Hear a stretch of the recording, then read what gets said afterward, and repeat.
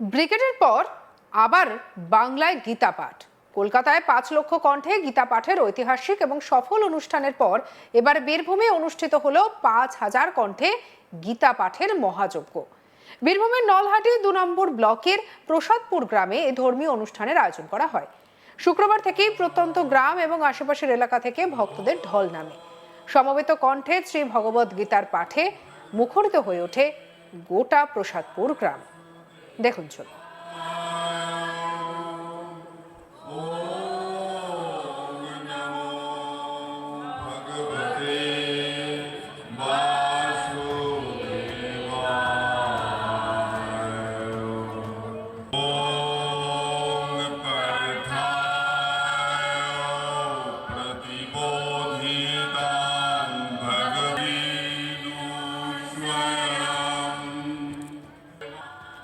এদিনের গীতা পাঠের অনুষ্ঠানে প্রধান অতিথি হিসেবে উপস্থিত ছিলেন বেলডাঙ্গা আশ্রমের বিশিষ্ট সাধক কার্তিক মহারাজ। এছাড়া উপস্থিত ছিলেন একাধিক মন্দির এবং আশ্রমের সাধু সন্ন্যাসীরা। তিনি গীতার আদর্শ, কর্মযোগ এবং মানব জীবনে গীতার প্রাসঙ্গিকতা নিয়ে বক্তব্য রাখেন। তার কথায়, বর্তমান সমাজে নৈতিক অবক্ষয়ের সময় গীতা পাঠ মানুষের মন এবং চরিত্র গঠনে গুরুত্বপূর্ণ ভূমিকা পালন করে। অনুষ্ঠানে নারী, পুরুষ, যুবক, যুবতী থেকে শুরু করে প্রবীণদের অংশগ্রহণ ছিল চোখে পড়ার মতো। শান্তিপূর্ণ এবং সুশৃঙ্খলভাবে সম্পন্ন হওয়া এই গীতা পাঠের মাধ্যমে ধর্মীয় ঐক্য এবং আধ্যাত্মিক চেতনার এক অনন্য দৃষ্টান্ত স্থাপিত হলো বীরভূমে। কার্তিক মহারাজ বলেন, হিন্দু ধর্মে যারা জন্মগ্রহণ করেছেন তারা প্রত্যেকেই ভাগ্যবান। কি বলছেন কার্তিক মহারাজ, শুনবো তার কথা। ভারতবর্ষে জন্মগ্রহণ করেছি, ভাগ্যবান। তারপরে আবার হিন্দু ধর্মে আরো ভাগ্যবান। এই ধর্মে জন্মগ্রহণ করলে প্রত্যেকটা মানুষকে সূর্য ওঠার আগে ঘুম থেকে উঠতে হবে। সূর্য উঠলে কোনো হিন্দু সন্তান বিছানায় শুয়ে থাকবে না। 1 নম্বর, অসুস্থ কোনো কারণে রাত্রি জাগরণ আলাদা প্রশ্ন। এটা পালন করতে পারবেন তো? প্রত্যেকে বাড়িতে ছেলে, মেয়ে, বন্ধু বান্ধব, আত্মীয় স্বজন এই বার্তাটা দেবেন যে তুমি ভারতে জন্ম এবং হিন্দুর ঘরে জন্মগ্রহণ করেছো, সুতরাং তোমাকে ভোরবেলা ঘুম থেকে উঠতে হবে। আমরা বলি ব্রাহ্ম মুহূর্তে, যে সঞ্জয় শাস্ত্রী যে স্বামীজি আছেন, আমাদের ব্রাহ্ম মুহূর্তে উঠতে হয়। আপনারা পারবেন না, কিন্তু সূর্য ওঠার আগে উঠুন।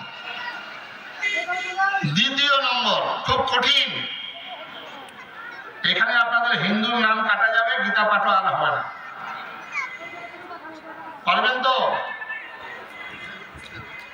প্রত্যেকের বাড়িতে প্রথম মাকে প্রণাম করতে হবে, তারপরে বাবাকে। কঠিন মা বাবাকে প্রণাম করা। আমাদের প্রথমে হচ্ছে প্রথম গুরু হচ্ছেন মা। তাই আমাদের দেহের 85% মাতৃ অংশ। আপনারা যেমন এসছেন হাজার হাজার মানুষ, তেমনি আমাদের এখানে আছেন বিশিষ্ট জন, সাধু সন্ন্যাসী। তাদের আমি শ্রদ্ধা জানাচ্ছি।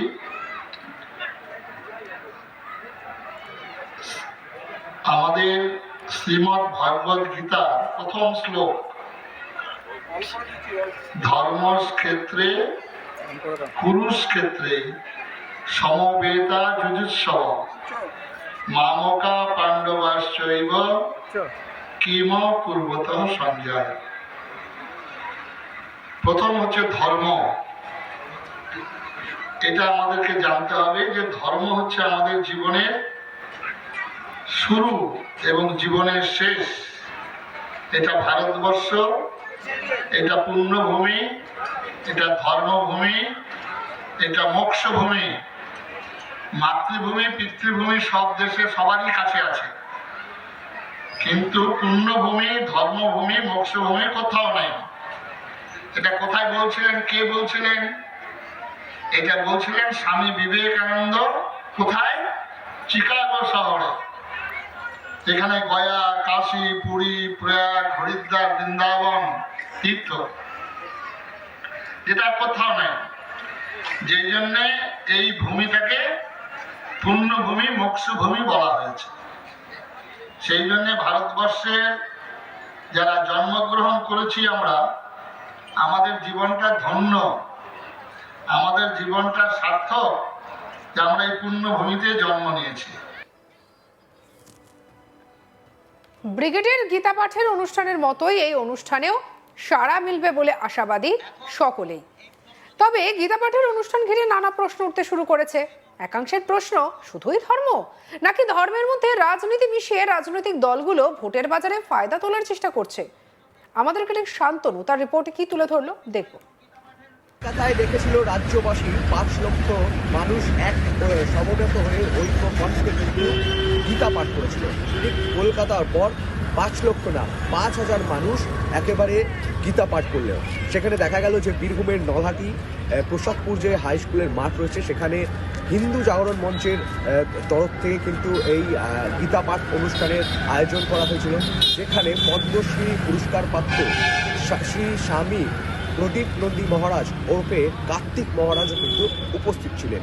সাথে সাথে দেখা গেল যে একেবারে যুবক যুবতী 18 থেকে 80 সাথে এখানে দেখা গেল গরুকেও কিন্তু পুজো করা হয়েছে। অনুষ্ঠানে রীতিমতো সুশৃঙ্খলাভাবে হিন্দু সনাতনী হিন্দুদের ঐক্যবদ্ধ করার উদ্দেশ্য নিয়ে হিন্দু জাগরণ মঞ্চের তরফ থেকে কিন্তু রীতিমতো এই গীতা পাঠের অনুষ্ঠানের আয়োজন করা হয় এবং 5,000-এর বেশি মানুষ কিন্তু উপস্থিত হয়েছিল এই অনুষ্ঠানকে ঘিরে। রীতিমতো দিনভর কিন্তু গীতা পাঠ অনুষ্ঠানকে কেন্দ্র করে বা বিভিন্ন যে সনাতনী হিন্দুদের সাংস্কৃতিক অনুষ্ঠান রয়েছে সেই অনুষ্ঠানও সম্পূর্ণ হয় গীতা পাঠের সাথে সাথে। এছাড়াও দেখা গিয়েছে দুবরাজপুরের বিজেপি বিধায়ককে দেখা গিয়েছে, ভারতীয় জনতা পার্টির ধ্রুব সাহা যে জেলা সভাপতি রয়েছেন তার ওনাকেও দেখা গিয়েছে, বিজেপির নেতৃত্বকেও কিন্তু এই গীতা পাঠের অনুষ্ঠানেও কিন্তু দেখা গিয়েছে।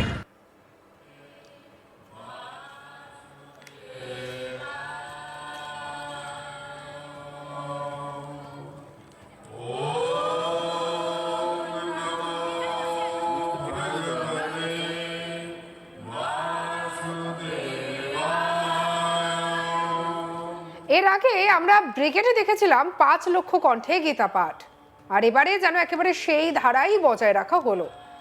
সেই 5 লক্ষ কণ্ঠে গীতা পাঠের ঐতিহাসিক এবং সফল অনুষ্ঠানের পর এবার বীরভূমে অনুষ্ঠিত হলো 5,000 কণ্ঠে গীতা পাঠের মহাযজ্ঞ। বীরভূমের নলহাটি 2 নম্বর ব্লকের প্রসাদপুর গ্রামে এই ধর্মীয় অনুষ্ঠানের আয়োজন করা হয়। শুক্রবার থেকেই প্রত্যন্ত গ্রাম এবং আশেপাশের এলাকা থেকে ভক্তদের ঢল নামে। সমবেত কণ্ঠে শ্রী ভগবত গীতার পাঠে মুখরিত হয়ে ওঠে গোটা প্রসাদপুর গ্রাম। কেমন লাগলো অবশ্যই জানাতে ভুলবেন না কমেন্ট সেকশনে। সাবস্ক্রাইব করুন আজ তাক বাংলাকে।